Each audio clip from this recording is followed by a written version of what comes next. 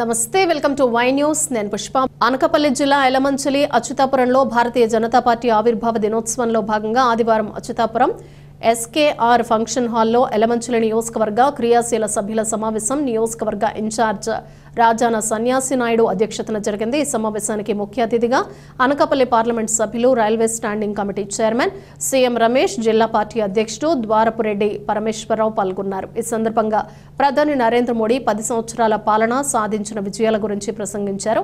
అనంతరం ఒకే దేశం ఒకే ఎన్నిక గురించి చర్చించారు। పార్టీ బలోపేతం, స్థానిక సమస్యల పరిష్కారం, ప్రజల్లో అవగాహన పెంచే విధానాలపై నేతలు దిశానిర్దేశం చేశారు। అనంతరం పలువురు వైఎస్ఆర్సీపీ నుండి బీజేపీలోకి సీఎం రమేష్ కండువా వేసి బీజేపీలోకి ఆహ్వానించారు। నియోజకవర్గ పలు సమస్యలపై వినతి పత్రం అందజేశారు। ఈ కార్యక్రమంలో రాష్ట్ర కార్యదర్శి సురేంద్ర మోహన్, కొప్పల వెలమ కార్పొరేషన్ డైరెక్టర్ ఈర్ల శ్రీరామ్మూర్తి, జిల్లా సెక్రటరీ పట్టాభి ప్రసాద్, స్థానిక మండల అధ్యక్షులు కుండ్రాపు నాయుడు బాబు, జిల్లా పదాధికారులు, మోర్చా అధికారులు, నియోజకవర్గ 4 మండలాల అధ్యక్షులు పాల్గొన్నారు। అవినీతి, వారసత్వ రాజకీయాలు, అభివృద్ధి లేకపోవడం, ఈ దేశ ప్రజల్ని పేదరికంలో ప్రజలు ఇంకా పేదగా ఉండిపోవడం, ఇటువంటి పరిస్థితి నుంచి భారతీయ జనతా పార్టీ ఈ దేశంలో అధికారంలోకి వచ్చి ఒక బ్రహ్మాండమైన మార్పును తీసుకురావడం జరిగింది। అనేక రంగాల్లో ఈవేళ భారతీయ జనతా పార్టీ అధికారంలోకి వచ్చిన మార్పు మనకు కనపడం।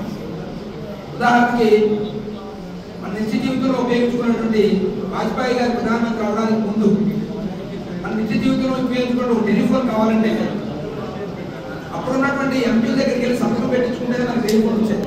ఒకసారి గుర్తించుకోండి, బిఎస్ఎన్ఎల్ టెలిఫోన్ ల్యాండ్ లైన్ కావాలంటే ఎంపీ దగ్గరికి వెళ్ళి రికమెండేషన్ తెచ్చుకుంటేనే మనకి బిఎస్ఎన్ఎల్ టెలిఫోన్ వచ్చింది। ఆ పరిస్థితి నుంచి వాజ్పేయి గారు తీసుకున్నటువంటి నిర్ణయం కారణంగా విప్లవాత్మకమైన మార్పు వచ్చి భారతదేశంలో ప్రతి ఇంటికి కూడా అడిగిన ప్రతి ఇంటికి కూడా టెలిఫోన్ కనెక్షన్ ఇప్పించేటువంటి గొప్ప నిర్ణయాన్ని ఆ రోజు వాజ్పేయి గారి ప్రభుత్వంలో తీసుకోవడం జరిగింది। అదేవిధంగా వాజ్పేయి గారు ప్రధానమంత్రి అవడానికి ముందు ఈ దేశంలో ఉన్నటువంటి మహిళలు వాడుకోవడానికి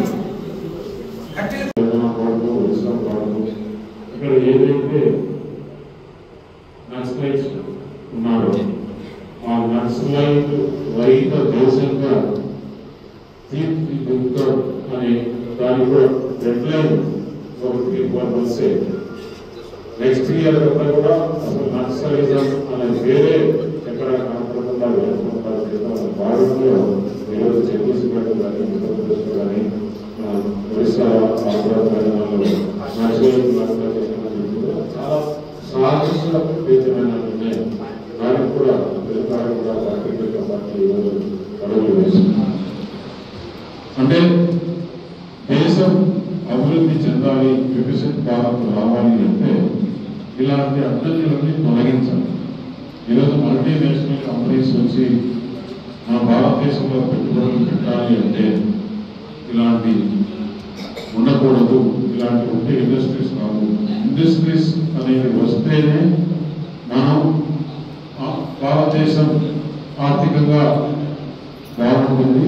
అలాగే ఇక్కడ యువతకు ఉద్యోగాలు వస్తాయి, ఉద్యోగ అవకాశాలు కల్పిస్తేనే ప్రతి ఒక్కరు కూడా ఎవరు పనికిరారు। ఎందుకంటే ఇవన్నీ కూడా ఏదైతే ఇప్పుడు ఉచితాలు వస్తున్నాయో ఆ ఉచితాలపై ఆధారపడకుండా వారు ఉద్యోగాలు చేసి వారు గౌరవప్రదంగా ఇంట్లో గొప్పగా ఉండే, ఊళ్ళో గొప్పగా ఉండే విధంగా తీర్చిదిద్దాలని